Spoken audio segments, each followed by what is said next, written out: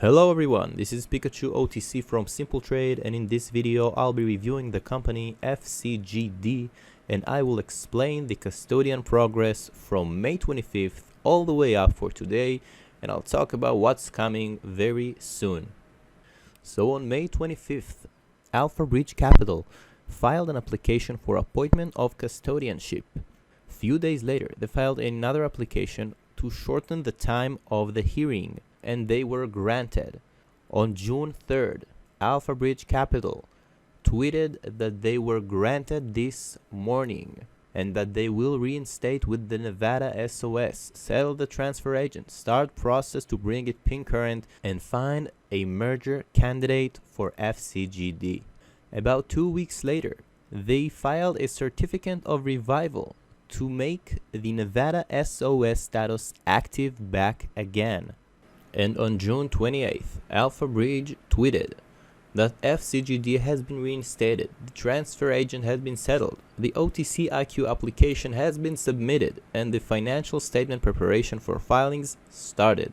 So basically, all we are waiting for right now is for the OTCIQ application to be granted, and what do you know? Yesterday, as you can see right here in the OTC markets, they were granted and they filed one file during market hours and 3 more filings after hours. This is very good, and what we are expecting right now is, I believe, one more quarterly report, and after that we should be the attorney letter.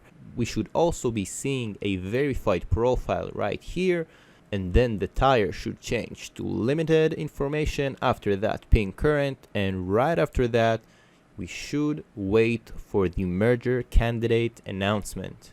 Now during that process there was a couple of runs that could make us very nice gains. The first one right after the announcement of the application for custodianship, you can see here 160% run.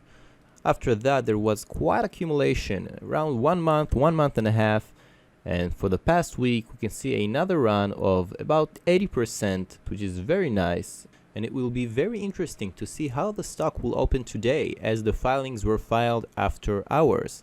Now the reason the stock did not explode to hundreds and hundreds of percentages is only because of its high float. It has around 7 billion float, meaning you will need a lot of volume. So 750 million volume in one day is not enough to make the stock go bananas.